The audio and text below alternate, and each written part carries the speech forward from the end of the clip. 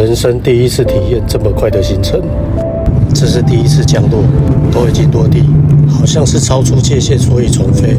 上去盘旋的时候，发现整个金门都是浓雾。金门落地前微风超限，所以我们之前的高浪程序，现在我们会在金门外海待命，然后等待公司的指示。已经在外海盘旋了30多分钟，现在准备进行第二次降落。第二次降落的时候就已经觉得有点毛了，因为浓雾还是非常大。然后由于金门大营机场的微风还是超限，所以我们现在决定返回高雄。下飞机后，我拿着取消通知单，又再订了一次机票。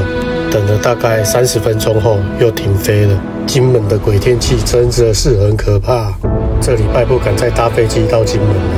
不晓得飞机失事的时候，到底是人为因素比较大，还是天候比较大？